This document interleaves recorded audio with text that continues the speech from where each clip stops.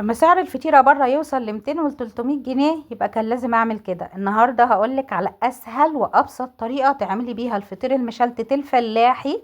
الفطير المشلتت الفلاحي اللي معمول بالزبدة البلدي، مش اي زبدة تانية مهدرجة. هقولك النهارده على كل الاسرار والتريكات اللي تخليكي تطلعي احلى فطير، وايه سر التوريقة وايه سر التسوية، وازاي يطلع مظبوط من اول مرة. عايزة اوريكي الطبقات والتوريقات جوه عاملة ازاي، من جوه طري ومن بره هش ومقرمش وتحفة. كل الاسرار والتريكات هقولك عليها النهاردة. طبعا انا مسرعة الفيديو وكان طويل جدا عشان ما تزهقيش او تملي. قدميه بقى مع عسل ابيض او قشطة، حاجة كده روعة. معايا كوباية مية بدرجة حرارة الغرفة عادي. الكوباية دي كبيرة بس انا مش ماليه على الاخر، ماشي؟ يعتبر ايه، بصي، عارفة المج اللي بنشرب فيه شاي اللي هو 200 ملي؟ حطي منه كوباية. معلقة كبيرة سكر ورشة صغيرة ملح، يعني مقدار ربع معلقة صغيرة ملح. عايزة ادوب السكر والملح كويس جدا جدا قبل ما ابتدي اضيف الدقيق. الدقيق بقى انا هضيف 3 كوبايات الاول وهبتدي اعجن. هشوف لو احتاجت دقيق تاني هضيف. فالماكسيمم يعني يعتبر خد مني المقدار ده 3 كوبايات ونص او 4 دقيق، لان دي بيختلف من نوع للتاني. انا ضفت هنا يعتبر 3 كوبايات ونص. تمام. بحب احط كده ايه معلقه صغيره بس بيكنج باودر، بحس ان هي بتفرق بصراحه في هشاشه الفطير. جربيها وبيقوليلي. هبتدي بقى الم العجينه كده واشوف هي محتاجه قد ايه ولا لا. لقيتها محتاجه فضفت لها نص كوبايه، يعني كله 3 كوبايات ونص دقيق. يعني مثلا مقدار 500 جرام او نص كيلو دقيق بالتقريب يعني. هبتدي اعجن كويس كده والم الدقيق مع المية لحد ما تتكون معايا او تتشكل معايا عجينة سهلة الفرد وسهلة التشكيل لحد ما توصل للقوام ده. عجنتها 10 دقايق. العجن في الفطير كويس جدا. ليه بقى؟ بتخلي العجينة تعمل عرق وتحفزي الشبكة الجلوتينية في قلب العجينة، وده بيفرق معاكي في هشاشة وفي جمال النتيجة النهائية في الاخر. فالعجن هنا يعني مهم جدا. عندك عجان تمام، ما عندكيش عجيني بايدك عادي مدة 10 دقايق. العجينة طبعا خلاص اتشكلت معايا وقادرة يعني اتعامل معاها. مش بتلزق قوي ومش ناشفة قوي، برضو عجينة الفطير مش بتلزق قوي ومش ناشفة قوي. تمام. هبتدي اعملها كويرات كده قد بعضها كلها، قد مثلا اليوستفندية. قد اليوستفندية، بصي الحجم ده، او قد الليمون القضاليا اللي طالع اليومين دول ده. اهم حاجة ان كل الكويرات تبقى قد بعض بالظبط. ولو ما عندكيش ميزان عادي تقدري تشكليهم كلهم قد بعض عشان النتيجة النهائية في الاخر تبقى كويسة. يعني كان حجم القطعة معايا تقريبا 73 جرام، بس الحجم ده كويس يعني، كان معايا كويس ومظبوط ان شاء الله. اهم حاجة بقى دهنة الزيت. كل كويرة من دول او كل قطعة من دول تفردي عليها تعملي عليها كده زيت كويس جدا، او تنقعيها في طبق فيه زيت لمدة ساعة عشان بيسهل عليك الفرد. تيجي تفرديه بكل سهولة زي ما هوريكي دلوقتي. اتفرد معايا بكل سهولة. انا غطيته بالزيت وسبته كده ساعة او 30 دقيقة. انا بقى كان عندي زبدة مخصصاها يعني للموضوع ده، فكيتها بس على النار، ما سخنتهاش، مجرد ان هي تفك على النار وحطيت عليها شوية زيت صغيرين. واللي اكتشفته ان التوريق بالزبدة افضل من التوريق بالزيت 100 مرة. عارفة الزبدة بتعمل ايه؟ بتخلي الفطيرة تنفخ في الفرن وتنفش في الفرن وتبقى عظيمة. هبتدي بقى اورق بالزبدة اللي انا يعني فكيتها جنبي. بصي بقى، عايزة اوريكي ازاي بيتفرد بكل سهولة، ماخدش وقت خالص. ليه بقى؟ علشان سبته يرتاح ساعة. لازم الخطوة دي. الفطير بيحب حاجتين: يتعجن كويس ويرتاح بين كل مرحلة والتانية، ومدة مش كبيرة يعني، هي اول مرة بس انا بسيبه يرتاح ساعة اول خطوة، وبعد كده 30 دقيقة بين كل مرحلة والتانية، مش حوار يعني. هبتدي بقى افرد بالشكل ده كده على قد ما اقدر.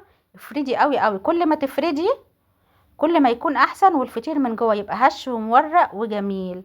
وطبعا ما تنسيش دهنة زبدة بين كل ايه، بكل توريقة وكل خطوة لازم تدهني دهنة زبدة. بصي بقى، عايزة اقولك وهو بيستوي كانت ريحة الزبدة البلدي مفحفحة وقلب البيت كله. الولاد كانوا بيقولوا لي ايه الريحة الجميلة دي، انتي عاملة ايه؟ في ريحة خير في البيت والله العظيم. خلاص احنا كده فردنا اول واحدة، هنركنها جنبنا ونجيب بقى اللي بعديها ونفردها بنفس الطريقة. انا طبعا مسرعة الفيديو جدا، هو كان طويل والله عشان ما تزهقيش. ماشي. هبتدي افرد برضو كل واحدة كل قطعة افردها كده على الاخر، بتتفرد بكل سهولة عشان مرتاحة. وعلشان ايه بقى؟ علشان برضو لازم تريحيها، لا تكون مرتاحة كويس، وعلشان معجونة كويس. لما تكون معجونة كويس ومدة كافية بتتفرد معاكي بكل سهولة، وبتديكي تطبيقات وتوريقات حلوة. هتبتدي بقى ايه تفردي كويس جدا، وبعد كده تحطي كل فطيرة في قلب التانية وهكذا. بصي يا ستي الجمال. ولو اتقطعت قطعة خفيفة مش مشكلة، حاولي ما تقطعيهاش طبعا، ما اتقطعتش معايا يعني غير حاجة بسيطة جدا، لكن انتي برضو حاولي ما تخليهاش تتقطع منك، عشان تبقى في التوريقة بتاعتها في الاخر تديكي نتيجة كويسة. اتمنى يكون كل حاجة واضحة. انا مسرعه لك الفيديو والله عشان ما تزهقيش، بس كان لازم اقولك على كل التفاصيل. دهنت بقى زبدة كده، ودخلنا الفطيرة في قلب التانية وهكذا. نفضل نفرد كل الكويرات.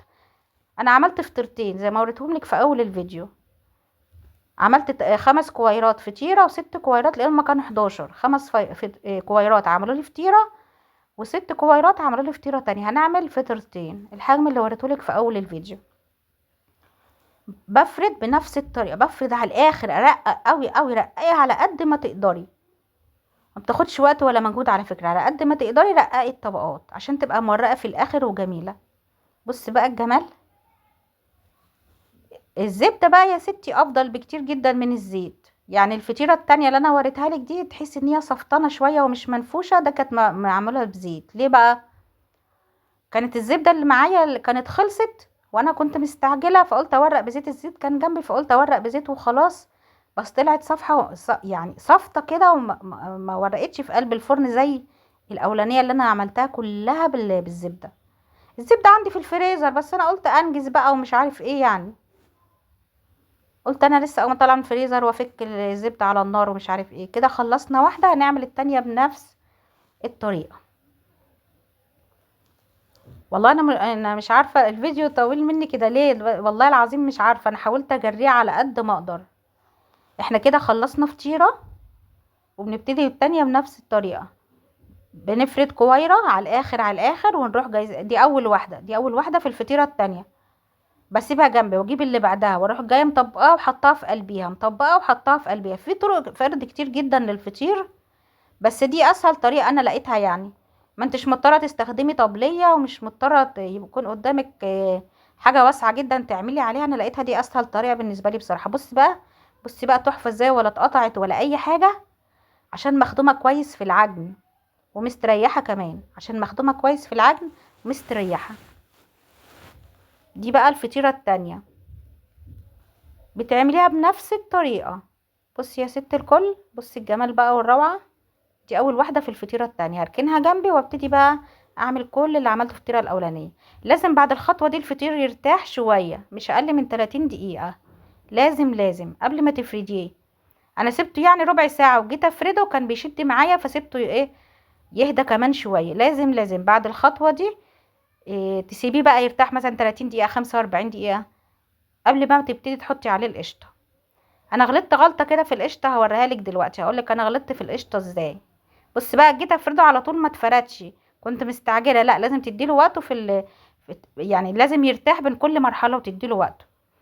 القشطه دي كانت عندي في الفريزر، كنت ناسيه اطلعها، فروحت طلعتها وفكيتها كده في الطاسه على النار، فساحت وبقت سايله بالشكل ده، وخلت الفطير ريحته تحفه وهو بيتسوى. بس يعني ادته لون زياده من تحت.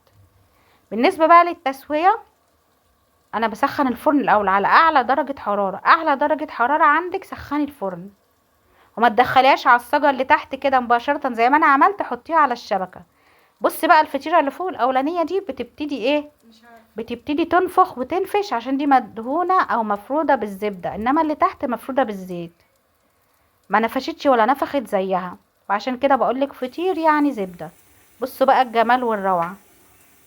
الفرن شغال من تحت بس، ودرجه حراره عاليه جدا فوق ال 250، وبتتابعيه طبعا لحد لما يستوي من فوق ومن تحت. بص بقى الجمال، وبصي السوا مقرمش جدا من بره وهش من جوه طري. الفطيره دي بقى اللي في ايدي دي هي اللي مدهونه او مفروده بالزيت، اللي انا يعني كسلت اقوم اعمل سمنه، اطلع سمنه من الفريزر ومش عارف ايه، ففردتها بالزيت. فطبعا اللي بالزبده احلى بكتير. متنسيش تعملي لايك بقى وتشتركي في القناه لو عجبك الفيديو.